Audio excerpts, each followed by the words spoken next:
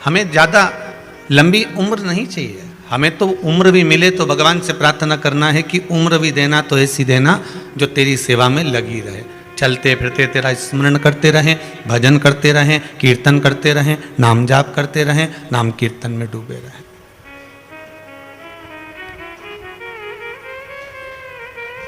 बहुत भारी उम्र दे दी और उस उम्र को पा भी लिया आपने और उसके बाद में मालूम पड़े शरीर में कष्ट हो जाए तो क्या मतलब था।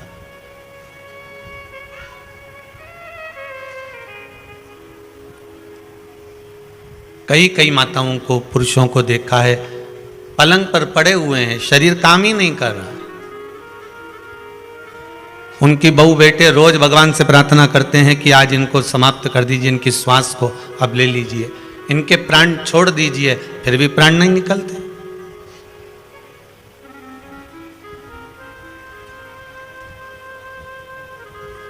प्राण निकले कैसे? व्यसन में, आसक्तियों में, काम में, लोभ में, तृष्णा में जब तक ये प्राण फंसे हुए हैं तब तक ये निकलने वाले नहीं। परमात्मा आसक्तियों में इन इंद्रियों को फंसा कर रखता है। भगवान से निवेदन करना, तूने बड़ी कृपा करी, करुणा करी, दया करी, जो इन सारे क्रम से राजा परीक्षित से सुखदेव जी महाराज ने कहा कि ये काम करो, ये तुम्हारी मर्जी पड़े तो तुम अमृत पी लो, मैं कथा देवताओं को सुना देता हूं। आपका अगर मन कर रहा है कि मैं कथा ना सुनूं, मैं तो अमृत पी लूं, तो फिर आप सुनो, आप पियो अमृत और हम देवताओं को कथा सुना देते हैं।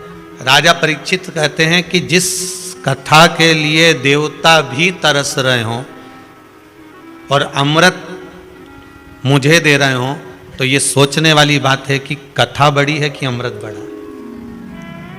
बड़ा क्या है? सुबह 7-7, 8-8 बजे से आप इस हॉल में, और बची कुची थी तो खिड़कियों में, 7-7, 8-8 बजे से 9-9 बजे से जगह संभाल संभाल कर बैठे हो। इससे ये महसूस होता है, इससे ये मालूम पड़ता है कि अमृत फीका है इस शिव महापुराण के आगे। अमृत फीका है, अमृत की कोई परिभाषा नहीं। अमृत केवल अमरता प्रदान कर सकता है, और शिव महापुराण वो अमरता देती है जिसके बल पर आप भगवान की भक्ति को प्राप्त कर कर अपने परिवार में, कुटुंब में, कबीले में रहकर सुख का अनुभव कर सको।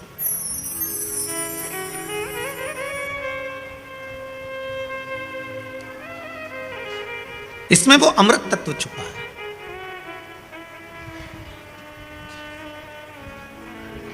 अगर बार बार जन्म होए भी ना, तो भगवान से एक प्रार्थना जरूर करना कि जितनी बार जन्म देना उतनी बार भगवान शंकर की भक्ति करती रहूं, भगवान शिव की भक्ति में डूबी रहूं।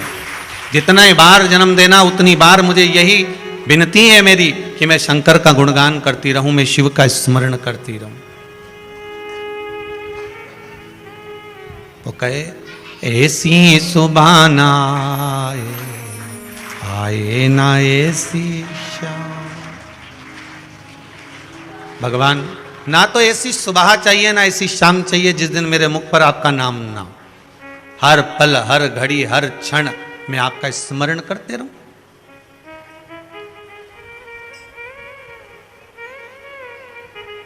बड़ी मुश्किल से तो मानव की देह मिली, और मानव की देह मिलने के बाद भी अगर हम गुणगान ना कर पाए, भगवान का भजन ना कर पाए। परसों की कथा में कहा था कि भगवान ने जो शरीर दिया है इसको मंथन करना है, भगवत नाम में डुबोना है। जब मंथन करोगे माखन निकल जाए,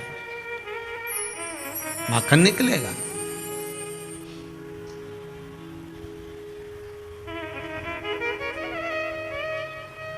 और मक्खन की कीमत बड़ी बड़ी प्रबल है, और जिन जिन ने मंथन करा उनको माखन मिला है। ये पत्र कह रहे हैं आपके द्वारा लिखे हुए,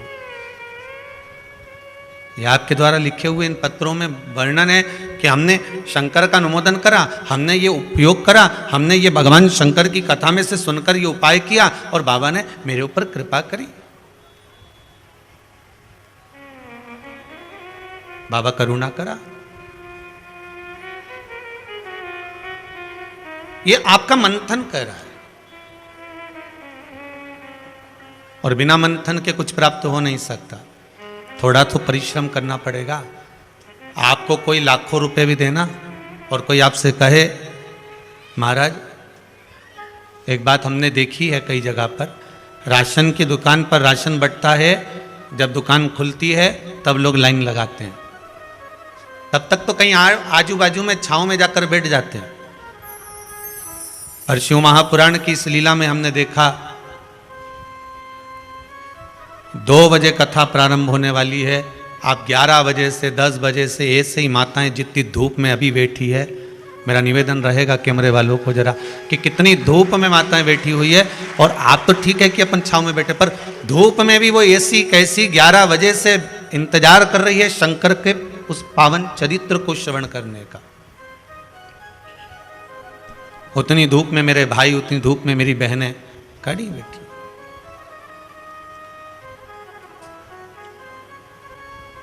ये आपका विश्वास है, और मेरे बाबा से निवेदन है, बाबा इतनी कृपा जरूर करना, जो जिस कामना को लेकर इस कथा को सुन रहा है, जो जिस कामना को लेकर इस पावन प्रांगण में आया हुआ है, इस पावन कुबेरेश्वर धाम में जो जिस कामना को लेकर आया, उसकी मनोकामना पूर्ण करके 3 महीने में वापिस बुला ले। ऐसी कृपा कर, वापिस बुला ले इनको।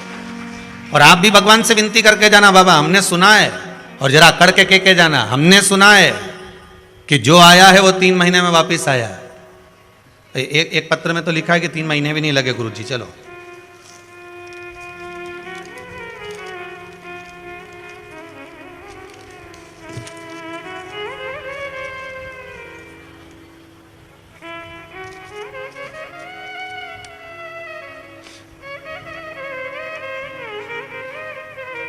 प्रीति बिरला इंदौर से हैं। कहाँ बैठी हैं? श्री शिवाय नमस्ते। माइक दीजिएगा जरा।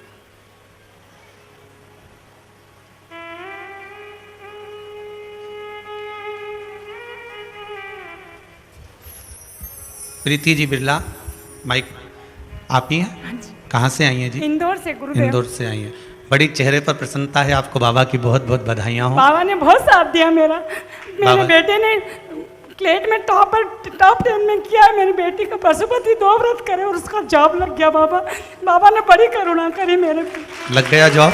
लग गया। श्री शिवाय नमस्ते। और आपने लिखा है मेरी बेटी के 2 पशुपति व्रत हुए और उसका जॉब लग गया। जी गुरुदेव। और दूसरा आपने लिखा है कि बाबा की कृपा ऐसी हुई, मेरे बेटे ने क्लेट के सिलेक्शन के लिए एग्जाम दिया था और बाबा ने उसके पर भी कृपा करी। बहुत बहुत बैठिए, बहुत बहुत बधाई आपको, बहुत बहुत बधाई। मेरा बाबा ऐसी ही करुणा करते रहे।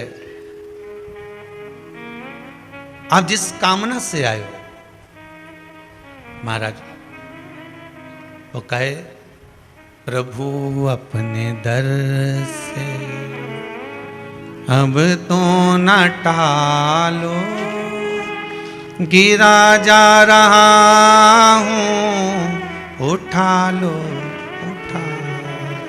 हे प्रभु, खाली न जाता कोई दर से तुम्हारे, सब बोलिए, खाली न जाता कोई दर से तुम्हारे, मैं भी खड़ी हूँ नन्ही बाहें पसारे, मैं भी खड़ा हूँ नन्ही बाहें पसारे, अपने हृदय से लगा लो, लगा लो, गिरा जा रहा हूँ उठा लो, उठा लो। बाबा अगर तुम्हारे दरवाजे से मैं खाली जाऊंगा तो दुनिया के लोग कहेंगे इतनी उत्साह से गई थी, इतने प्रबलता से गई थी, और उनके दरवाजे पर वो कुबेरेश्वर धाम में कालों के काल महाकाल के द्वार पर इतने भाव से तू गई थी, फिर क्यों ना बाबा ने कृपा कर दी, क्यों ना करुणा कर दी? ये तेरी ही तो दया है। खाली न जाता कोई दर से तुम्हारे, खाली न जाता कोई, हे शंभो दर से तुम्हारे, मैं भी खड़ा हूँ नन्ही बाहें पसारे, मैं भी खड़ी हूँ नन्ही बाहें पसारे। हे बाबा इतनी कृपा जरूर करिए। एक निवेदन लेकर आए, एक काश इतनी भरचक बाहर धूप पड़ रही उसमें खड़े रहना। दीपावली का त्योहार है,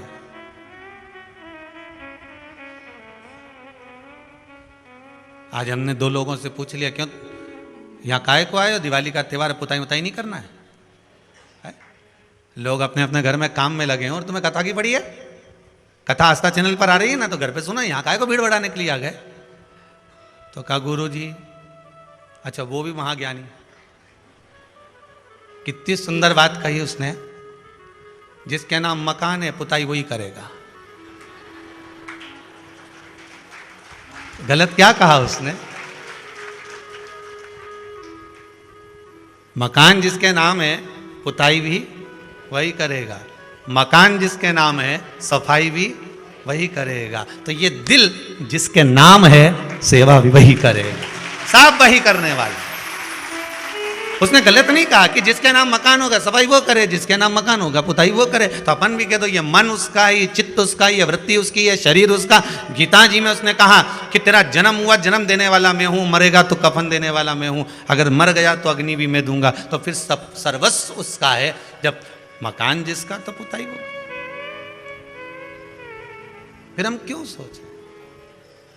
आप तो विश्वास रखिए, बस दृढ़ता रखना, भरोसा डिगने मत देना, भरोसा मत डिगने देना, भरोसा पूर्ण रखना। शंकर का जो भगत होता है उसका भरोसा प्रबल होता है।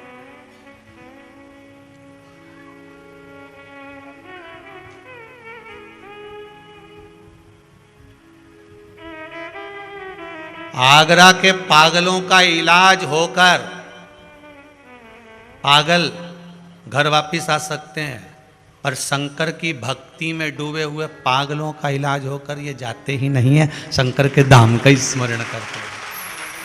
आगरा के पागल ठीक हो सकते हैं, पर शंकर के जो भगत होते हैं, शिव के जो गण होते हैं, शंकर का जो अनुमोदन करने वाले होते हैं, शिव भक्ति में जो डूबने वाले होते हैं, इनकी जो पागलपंथी है, इनका जो आनंद है, उसका कोई तोड़ ही नहीं हो सकता, उसका कोई तोड़ नहीं।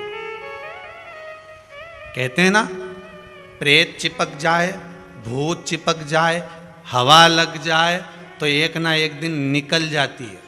प्रेत भी निकल जाता है, भूत भी निकल जाता है, हवा भी निकल जाती है, ठीक है। पर अगर शंकर चिपक जाए तो फिर कोई निकलेगा? 3.5 करोड़ रोम छिद्र में शिव ही तो समाया हुआ है, शंकर ही तो रखा हुआ है।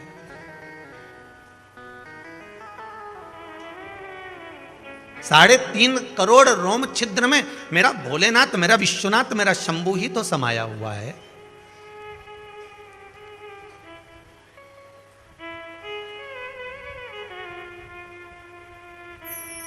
भगत तो भगत होता है। स्नान करते समय हर हर गंगे बोलते हो आप लोग? नर्मदे हर, गंगे हर, यमुने हर, स्नान करते समय बोलते हो।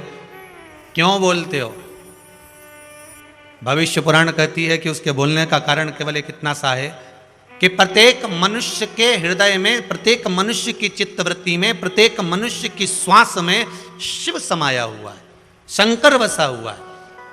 जब प्रत्येक मनुष्य में शिव है, जब वो स्नान करता है तो वो स्वयं स्नान नहीं कर रहा है, वो शंकर का स्नान करा रहा है। इस श्वास रूपी शिव का स्नान चल रहा है।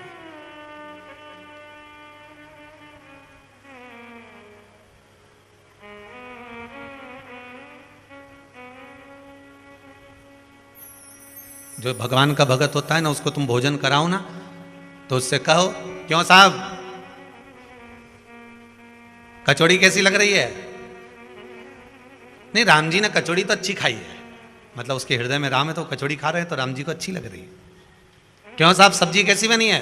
अरे भोलेनाथ जी को सब्जी तो बहुत ही जोरदार लगी, मतलब इसको अच्छी नहीं लग रही, शंकर को अच्छी लग रही, जो भीतर शिव है उसको अच्छी लग रही।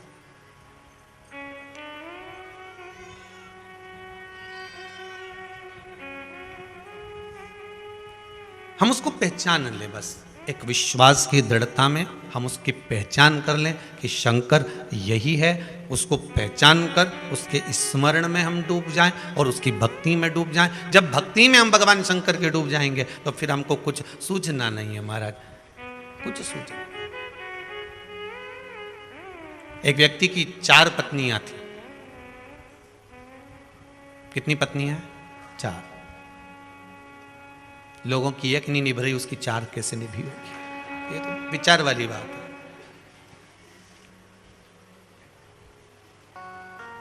एक व्यक्ति की 4 पत्नियां थीं, पर व्यक्ति ऐसा था कि जिस पत्नी से पहला विवाह उसका हुआ था उसको तो वो बिल्कुल स्नेह करता ही नहीं था।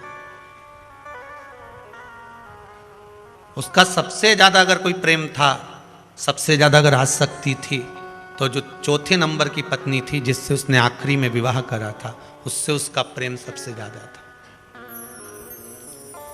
हो जाता है, अंदाजा लगाया जाए। कौशल्या मैया, सुमित्रा मैया, कैकेयी मैया। सबसे ज्यादा स्नेह दशरथ जी का किस पर था? कैकेयी मैया। 4 पत्नियां थी, उसमें पहली पत्नी से जो विवाह करा था उसमें कोई उसकी स्नेहता, उसका प्रेम, उसकी आसक्ति उस पत्नी में नहीं थी। उसकी सबसे ज्यादा आसक्ति थी वो चौथे नंबर की पत्नी में, जो सबसे लास्ट की थी, सबसे आखिरी की थी। और फिर उस चौथे नंबर की पत्नी के बिना वो एक क्षण नहीं रहता था, एक क्षण। दिन रात सुबह शाम हर पल हर घड़ी उसके साथ ही रहता, कहीं नहीं जाए उसको छोड़ के।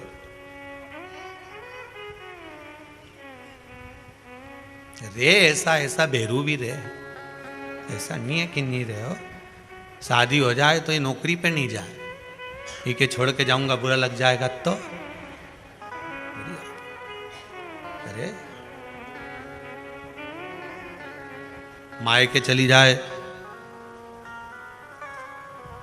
क्यों रे दीनानाथ?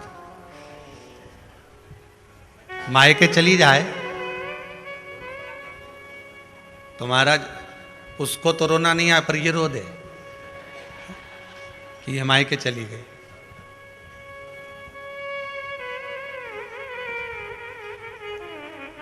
रे ऐसा इसकी चौथे नंबर में बड़ी आसक्ति थी, फिर उससे कम आसक्ति तीसरे नंबर में थी। उसको भी बहुत चाहता था, प्रेम स्नेह बहुत था उसका तीसरे नंबर वाली। फिर उसकी आसक्ति दूसरे नंबर वाली में भी थी, प्रेम उससे भी था, स्नेह उससे भी था। पर अगर प्रेम और आसक्ति नहीं थी तो वो किससे नहीं थी? पहले नंबर वाली से। जिससे सबसे पहले विवाह करा था उसमें कोई आसक्ति नहीं थी, कोई स्नेह नहीं था, कोई प्रेम नहीं था। पर जो चौथे नंबर की थी जिसमें सबसे आखिरी में विवाह करा था, उससे स्नेह था, प्रेम था। तीसरे नंबर वाली में था, दूसरे नंबर वाली में था, पर पहले में नहीं। समय आया,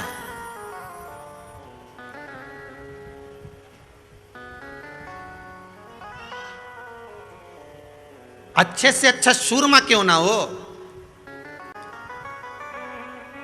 काया और माया ये कब किस समय साथ छोड़ जाएगी मालूम नहीं पड़ेगा। क्या क्या चीज? जम के बोलिए जरा। काया और माया ये किस समय पर आपका साथ छोड़ जाएगी आपको मालूम नहीं पड़ पाएगा। कितना ही बादाम खा लो, कितनी काजू खा लो, कितना ही पिस्ता खा लो, चाहे अखरोट वाला क्रीम से मुंडा धो लो,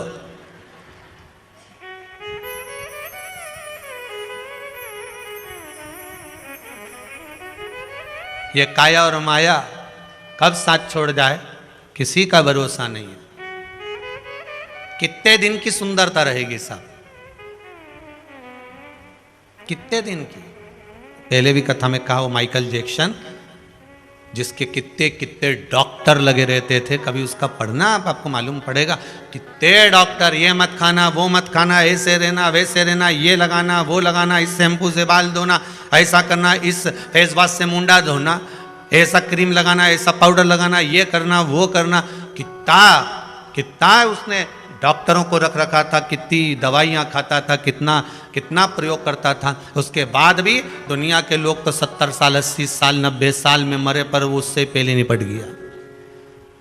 जब इतने डॉक्टर रख रखे थे, सब पूछ पूछ कर भोजन कर रहा था, एक एक चीज छाट छाट कर खा रहा था,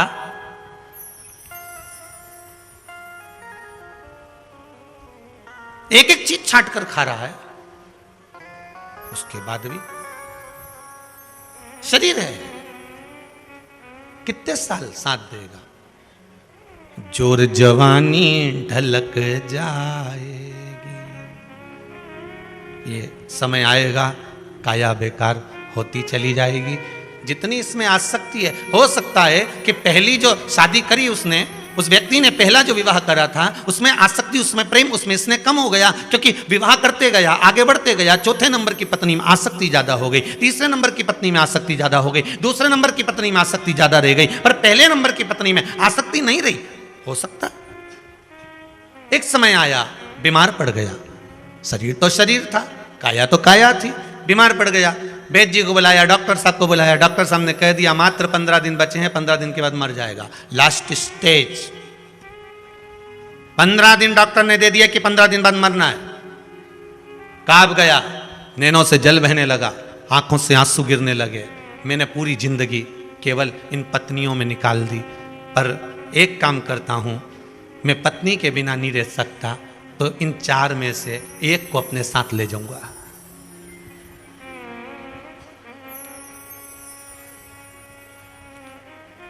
था ना पक्का भेरू, पक्का था। इन 4 में से मेरे साथ एक पत्नी को लेकर जाऊंगा, चाहे कुछ भी हो जाए। इसने सबसे पहले उसी से कहा, किससे? वो चौथे नंबर वाली से, क्योंकि उसी को ज्यादा चाहता था, उसी को लेकर जाना चाहता था। उससे कहा मैं तुम्हें बहुत चाहता हूं, तुम्हारे बिना एक क्षण नहीं रह पाता हूं, तुम और मैं हमेशा साथ रहे हैं, मैं सच चाहता हूं कि मैं 15 दिन बाद मर रहा हूं, तो तुम भी मेरे साथ चलो, मेरे साथ चलिए, मैं तुम्हारे बिना नहीं रह सकता। उस पत्नी ने तो एक क्षण नहीं लगाया, और एक क्षण में कह दिया फालतू की बात तो करना ही मत, फालतू की बात मेरे से करना मत, मैं काहे को चलूं तेरे साथ में। और पत्नी 1 सेकंड नहीं लगा, निकल के घर से बाहर। अब इसने कहा बताओ कितना प्रेम था, 1 सेकंड में के और चल दी बाहर। इन्हें दूसरी से कहा, वो तीसरे नंबर वाली से, सुनो तुम मेरे साथ, तुम चलो मेरे साथ में, मेरे साथ में, मैं 15 दिन बाद मर रहा हूं, मेरे साथ में मरना पड़ेगा तुमको, तुम्हें चलना पड़ेगा, मैं तुम्हारे बिना नहीं रह सकता। वो तीसरे नंबर की ने कहा फालतू की बात करना मत, तुम जैसे ही निपटोगे मैं दूसरी शादी करूंगी, मेयर से फालतू की बात करो मत, और मेरे को दूसरी शादी करना है, तुम कब तक पलंग पर पड़े रहोगे, चलो। वो भी चली गई।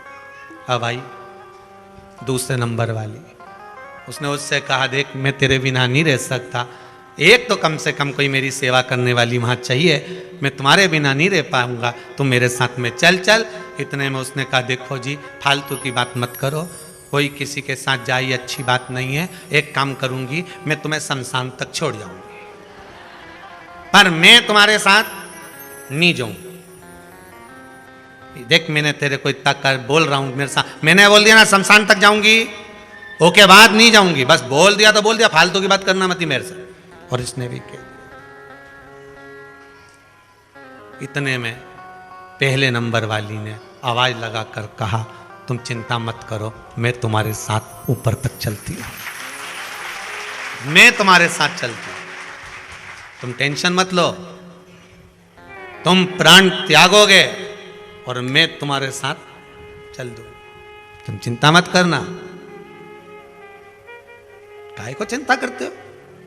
ये उस व्यक्ति की 4 पत्नियां नहीं, हम सबकी 4 पत्नियां हैं। चौथे नंबर की है ये शरीर जो इस आत्मा के साथ रहता है, 24 घंटे रहता है, हर पल रहता है, हर घड़ी रहता है। जब प्राण छोड़ने का समय आता है सबसे पहले यही छूट जाता है। 1 सेकंड नहीं लगता है छूटने में इसको। चौथे नंबर की पत्नी है ये शरीर। कितना चाहते हो तुम इस शरीर को, रोज पेयर्स और लक्स से रगड़ रगड़ के नहाते हो। कितना चाहते हो इस चौथे नंबर की पत्नी को, लगाओ तेल, फिर भी उड़ गया, कहीं नहीं बचा। कितना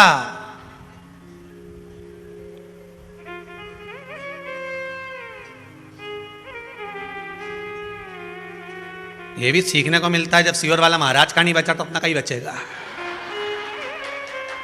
ये भी एक सीख है।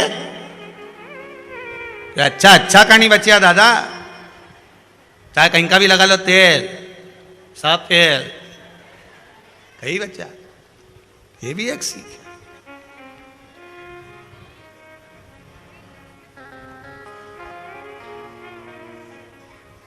अब कितना खर्च करा वो चौथे नंबर की पत्नी के लिए, विचार करिएगा जरा। कितना कितना खर्च करा है उस चौथे नंबर की पत्नी पर। आपने सबसे ज्यादा अगर जीवन का कोई खर्चा करता है तो ये चौथे नंबर की पत्नी पे ही करता है। बोलो सही है कि गलत है? क्रीम भी इसको चाहिए, कपड़े भी इसको चाहिए, एक से बढ़कर एक डेंटिंग पेंटिंग सारा सामान चाहिए। 2 घंटा तक कुर्सी पे बैठे रहे, धागा से खिंचवाई तिरवल पर है, मुंडा फाड़ी ने 1 घंटे तक कांच के सामने पेंसिल से लाइन खींचने पे डब्बा भरो है। कितनी मेहनत करी है चौथे नंबर की पत्नी के पीछे, कितनी मेहनत करी ने, एक से बढ़कर एक ने। दबा दबा के पति से जरा साड़ी नीचे खींचो पटली में, अब वो पटली ऐसी पकड़ के खड़ी, खींचो जरा, देखो अच्छे से खींचो जरा नीचे, जमाओ तो जमाओ जरा।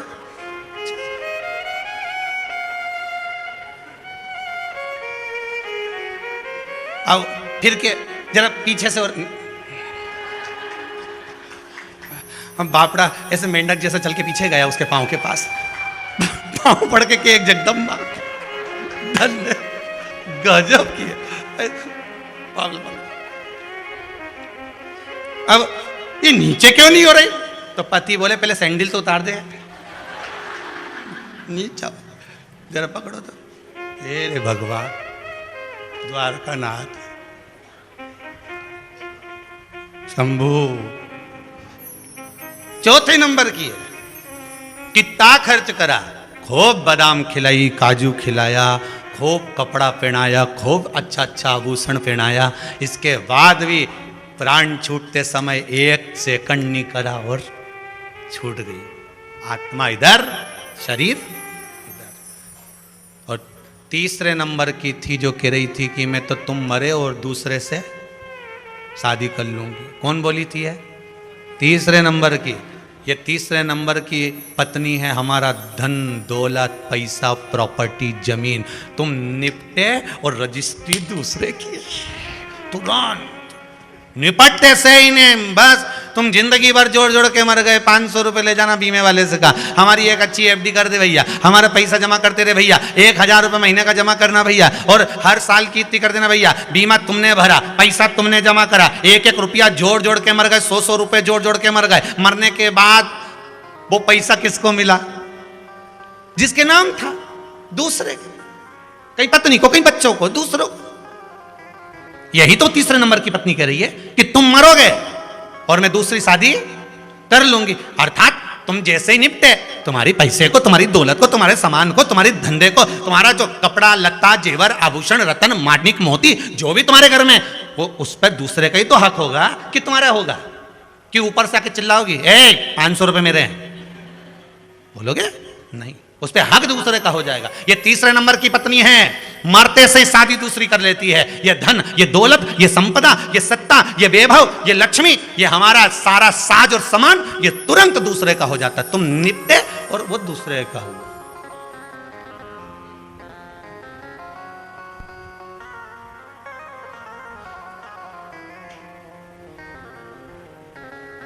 उसके बाद भी पोंछ पोंछ के मरे जा रहे हैं। गुलदस्ता साफ कर लो, सामान, पंखा, अलमारी, किपाट, कबाट सब साफ करा।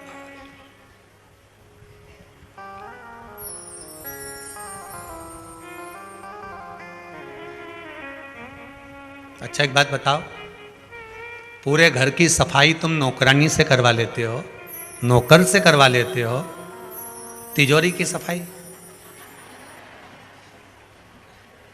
नौकर से करवाते हो? जम के तो बोलो। नहीं, तिजोरी की सफाई आप नौकर से नहीं करवाते, तिजोरी की सफाई आप स्वयं करते हो। उसी तरह दुनिया का सारा काम आप दुनिया वालों से करवा लेना, और इस आत्मा की सफाई का काम आपका खुद का है कि मैं शिव कथा सुनूंगी तो मेरी ये आत्मा निर्मल होती चली जाएगी, साफ होती चली जाएगी। ये नौकर नहीं करे।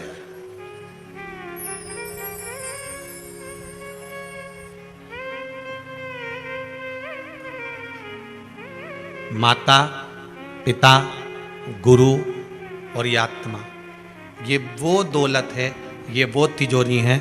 इसकी सफाई का काम दूसरे का नहीं होता, इसकी सफाई का काम अपना होता है। कोई दूसरा नहीं कर सकता।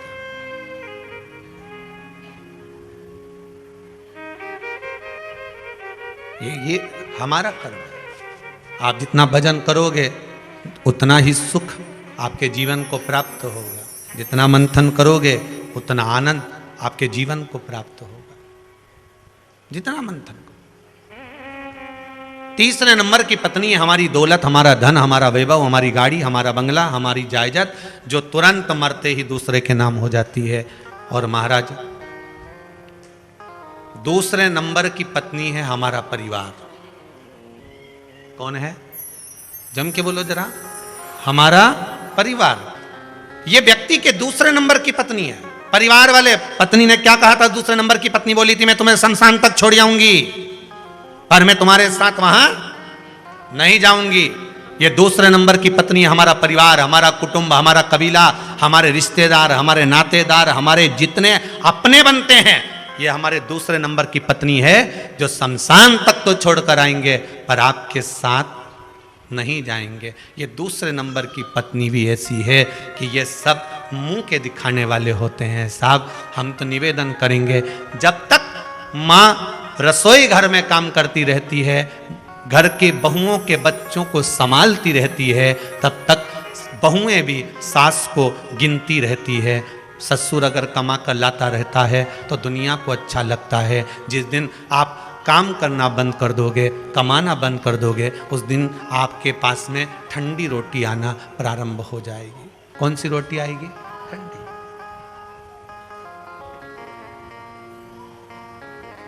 पकड़ के हाथ जो तेरा, कहे तू लाडला छोरा, अभी सब साथ हैं तेरे, आगे होने को धोखा है। हरि भज लो, हरि भज लो, हरि भजने का है। अभी हमको लगता है कि हमारे कुटुंब, हमारा कबीला, हमारा परिवार, हमारे साथी हैं, ये कितनी देर के हैं, कितने पल के हैं। शमशान में छोड़ेंगे, आग लगाएंगे, वापस लौट कर आएंगे और पूरी सब्जी खाएंगे। मोहल्ले वाले भी तैयारी कर कर बैठे हैं, परिवार वाले भी तैयारी करके बैठे हैं, सगा समधी भी तैयारी कर कर बैठा है कि जैसे ही ये शमशान में आग लगा के आए, इनके घर में पूरी सब्जी भेजना है। बीआई जी ने भी पहले से व्यवस्था कर दी ना, होटल में कह दिया आधा किलो पूरी भेज देना और सब्जी भेज देना आलू की। अभी आग लगाई है, शमशान से आयो और खाने की तैयारी है।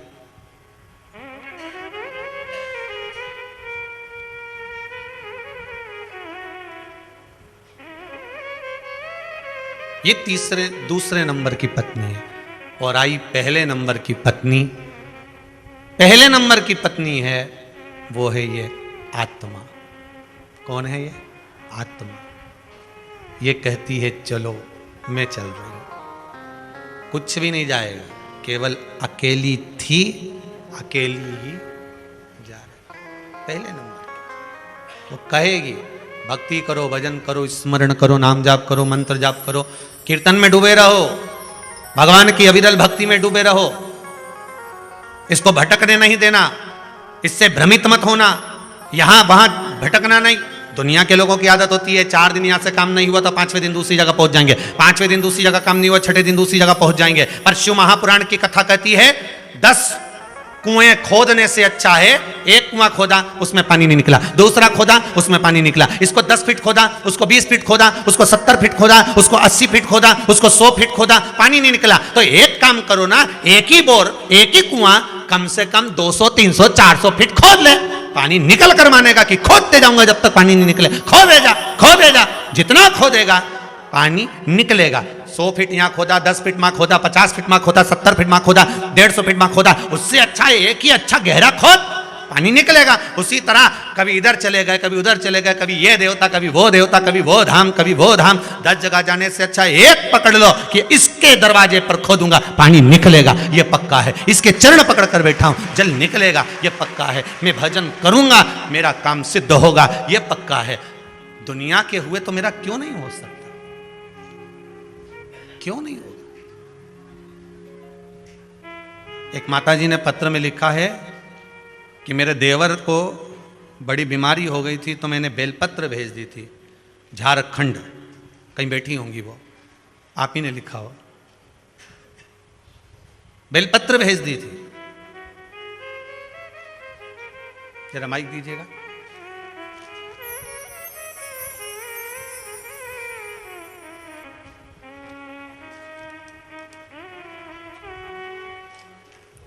श्री शिवाय नमस्तुभ्यम। कहाँ से हैं आप? से है झारखंड, बैनाथ धाम से। झारखंड में कहाँ से हैं? बैनाथ धाम से। जी जी हम उस समय बिहार में थे, मेरे देवर को बहुत कोरोना हो गया था, हमको खबर गया, उसको हॉस्पिटल में भर्ती होंगे नहीं, जब तक नहीं आएंगे आप लोग हॉस्पिटल नहीं भर्ती कीजिए। हम आए और सर हम रविवार को पहुंचे, सोमवार को अपने देवर को एक बेलपत्र खिलाया, उसी समय उनका कोरोना उनका फीवर कम होने लगा और 7वें दिन से उनका एकदम नॉर्मल हो गया। 1 महीने के बाद डॉक्टर को दिखाया तो बोलेंगे आधा फेफड़ा खत्म हो गया है, बहुत भाग से बचे। आज मेरा देवर एकदम तंदुरुस्त है और अच्छा है। अब ठीक है जी, बहुत अच्छे है। बेटी बाबा की कृपा हो, बहुत बहुत साधुवाद। आप झारखंड से बाबा के इस धाम में पधारे, बाबा कृपा करे। भगवान शिव है। अब ना तो वहां पर कुबेरेश्वर महादेव थे, ना वहां पर यहां का कोई भाव था, केवल एक बेलपत्र थी और वहां के शंकर भगवान का स्वरूप था। पर कथा जो आपने श्रवण कर रखी थी उसका विश्वास आपके भीतर इतना प्रबल था कि एक बेलपत्री भी शंकर की उठा कर दे दी तो वो अमृत बन चुकी थी और उनका स्वास्थ्य ठीक कर दिया, उस विश्वास के बल पर दिया। भरोसा आपका पक्का है, विश्वास आपका दृढ़ है और उस भरोसे के बल पर, उस विश्वास के बल पर आपने अगर दिया है तो उसका फल होगा।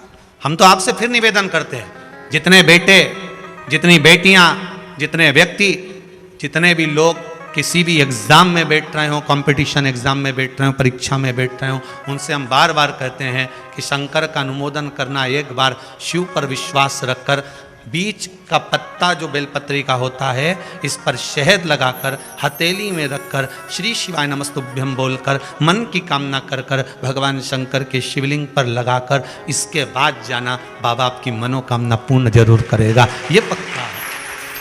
आप करो, उस पर भरोसा, उस पर दृढ़ता कर कर विश्वास कर कर जाइए। ऐसा कौन काम है जो नहीं होगा साहब?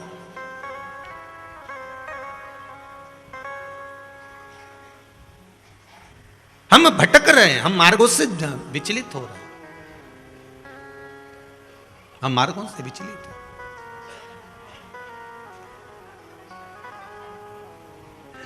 महाराज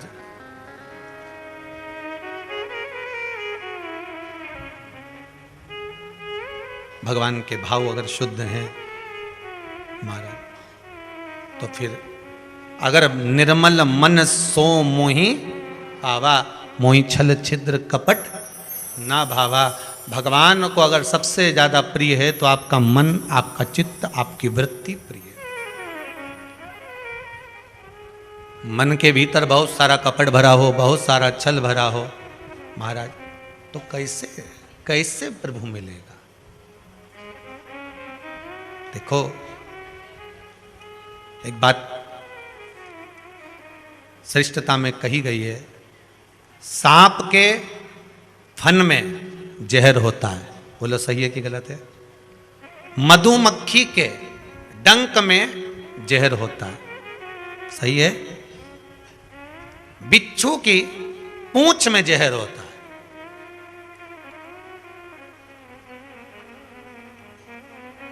पर मनुष्य जो छल करने वाला होता है, कपट करने वाला होता है, एक दूसरे को धोखा देने वाला, झूठ बोलने वाला, छल करने वाला जो होता है, उसके तो रोम रोम में जहर होता है। कब कहां से डसेगा मालूम ही नहीं पड़ पाएगा। पर सांप को तो पहचान कर कह दोगे कि ये काटने वाला है, बोलो सही है कि गलत है। बिच्छू को देखकर डर जाओगे कि ये काटने वाला है। मधुमक्खी का डंक देखकर डर जाओगे कि मधुमक्खी काटने वाली है। इंसान को कैसे पहचानोगे कि यह काटने वाला है? मनुष्य को कैसे पहचानोगे कि यह काटेगा? मानव को कैसे पहचानोगे कि ये काटेगा? हो सकता है तुम्हारे नजदीक में रहता हो, तुम्हारे साथ में रहता हो और कई वर्षों तक साथ रह रहा हो, कब काट जाएगा आपको मालूम पड़ेगा? नहीं, सांप को देखकर भर जाएगा कि इस काट सकता है, बिच्छू काट सकता है, सांप, ये मधुमक्खी मुझे डंक मार सकती है, पर मनुष्य को कैसे पहचानोगे? तो शिव महापुराण की कथा एक बात बहुत सुंदर कहती है कि जितने विषैली हैं मधुमक्खी शंकर जी के पास,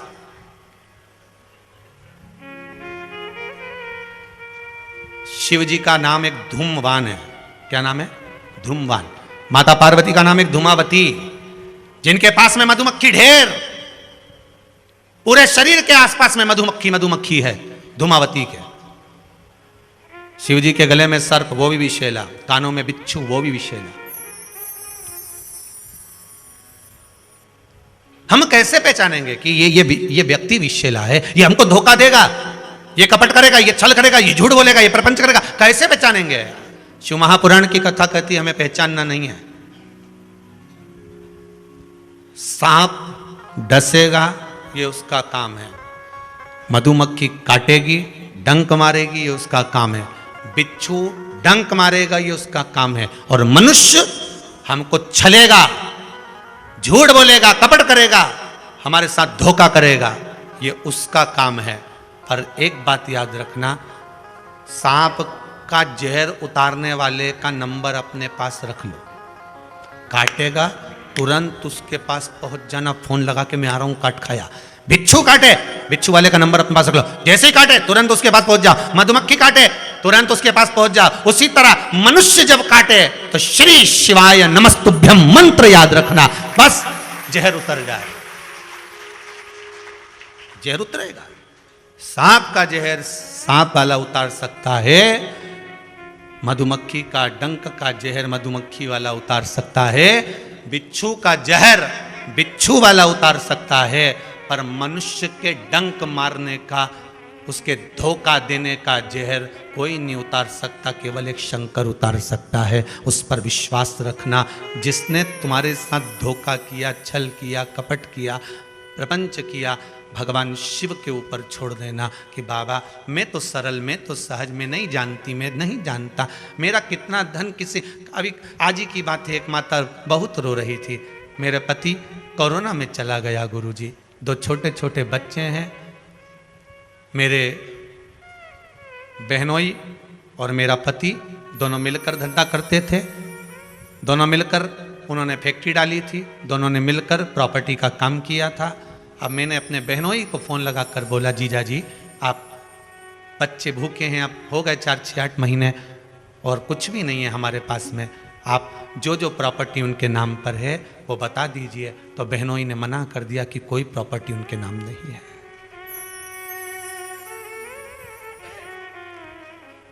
सांप दिखता है कि डंक मारेगा, बिच्छू नजर आता है, मधुमक्खी नजर आती, इंसान नजर नहीं आता, मनुष्य नजर नहीं आता।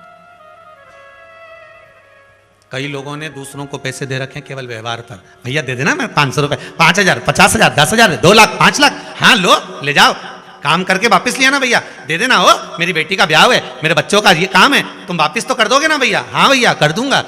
लेकर गया, पहचानोगे कैसे कि ये डसेगा कि नहीं डसेगा?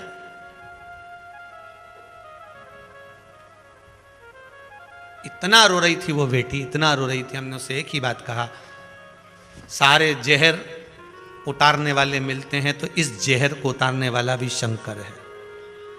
तो विश्वास मत तोड़ना, तो भरोसा मत तोड़ना, तो दृढ़ता मत तोड़ना, और अपने भरोसे पर जड़ी रहना। शंकर का भजन करती रहना, एक लोटा पानी शिव पर चढ़ाती रहना, उसके दरवाजे पर जाकर रोना। आज कुबेरेश्वर धाम में आकर रोइए, इसके बाद कहीं मत रोना। रोना तो शंकर के द्वार पर जाकर रोना, उस परमात्मा की चौखट पर जाकर रोना, उससे कहकर रोना, क्योंकि वो जहर उतारना जानता है, अच्छे अच्छों का। लंकाधिपति रावण का भी जहर उतार दिया, तो कंस और हिरण्यकशिपु का भी जहर उतार दिया। तो ये कहां का लगे बहनोई, ये कहां का लगे? जहर उतारना वो जानता।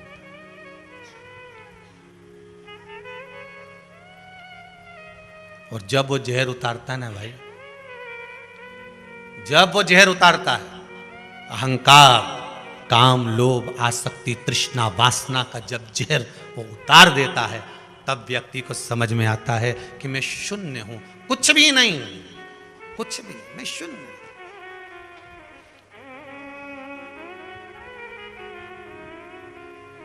महाराज शून्य। देख लिया संसार हमने, देख लिया सब मतलब के यार हमने, देख लिया, देख लिया, देख लिया, देख लिया, देख लिया संसार हमने, देख लिया संसार, सब देख, सब मतलब के यार हमने। ये सारा संसार केवल एक मतलब का है, केवल एक मतलब। विश्वास दृढ़ बनाकर उस परमात्मा की शरणागति में, भगवान की भक्ति में जब लगे रहोगे, तो जीवन का सारा सुख अपने आप प्राप्त हो जाएगा, अपने आप। इसलिए कहते हो ना, भोले बाबा से दिल क्यों लगाया है, ये मैं जानूं या वो जाने। भोले बाबा से दिल क्यों लगाया है, ये मैं जानूं या वो जाने। शंभू बाबा से दिल क्यों लगाया है, ये मैं जानूं या वो जाने। शंभू बाबा से दिल क्यों लगाया है, ये मैं जानूं या वो जाने। ये मैं जानूं या वो जाने, ये मैं जानूं या वो जाने। ये मैं जानूं या वो जाने, ये मैं जानूं या वो जाने।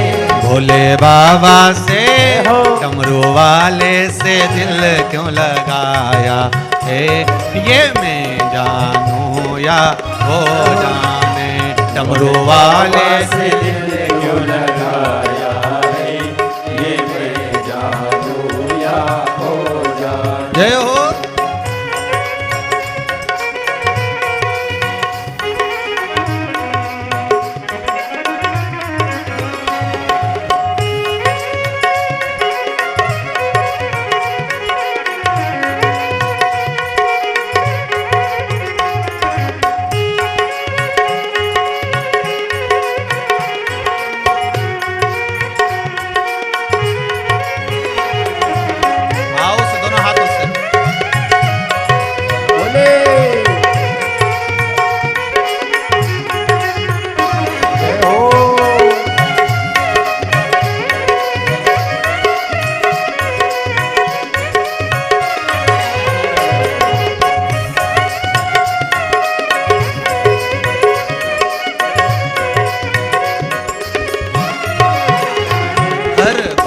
निराली है उसकी, हर बात निराली है उसकी, हर बात निराली निराली है उसकी, हर बात निराली है उसकी, हर बात में है एक भोलापन, हर बात में है एक भोलापन, हर बात में है एक भोलापन, हर बात में है एक भोलापन।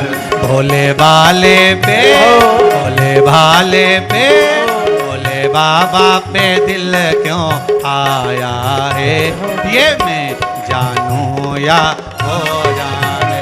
भोले बाबा पे दिल क्यों लगाया है, ये मैं जानूं या हो जाने। डमरू वाले पे दिल क्यों आया है, ये मैं जानूं या वो जाने। डमरू वाले पे दिल क्यों लगाया है, ये मैं जानूं या हो जाने। जय हो।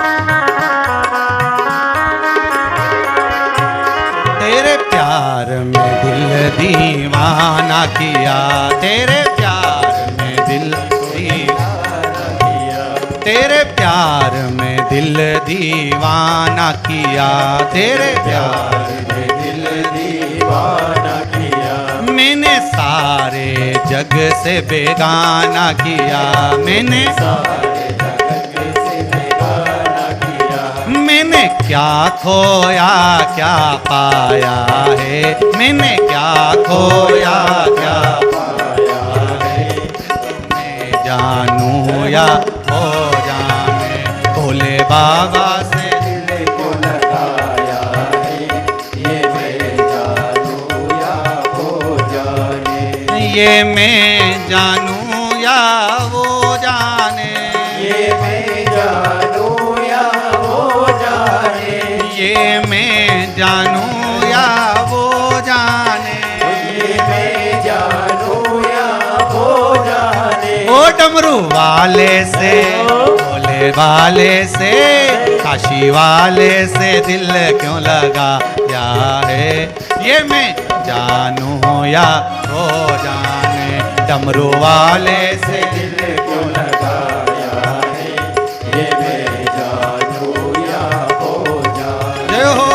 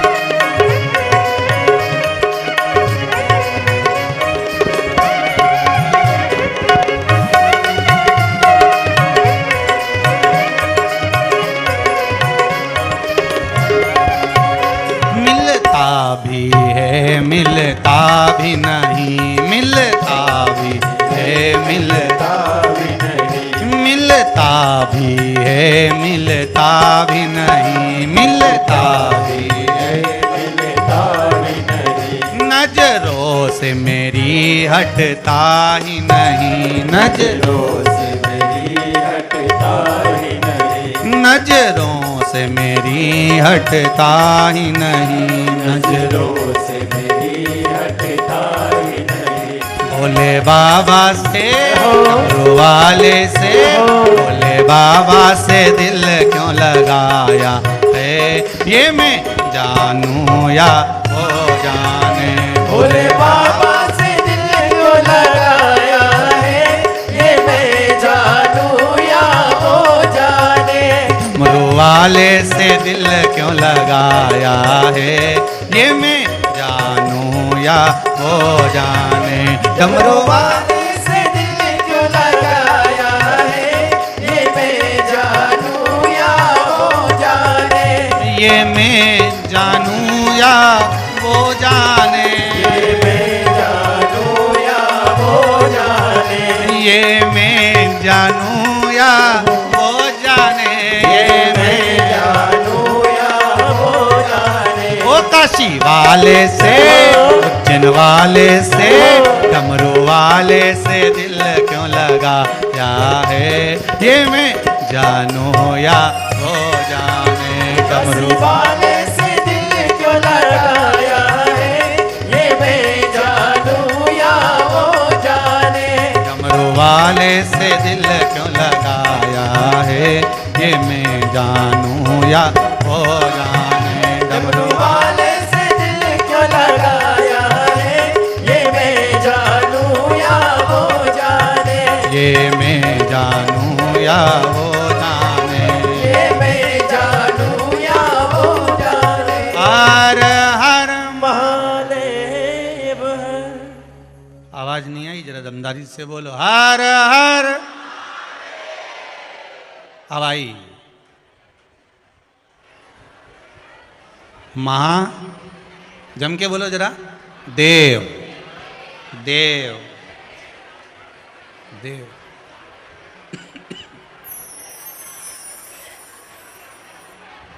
हर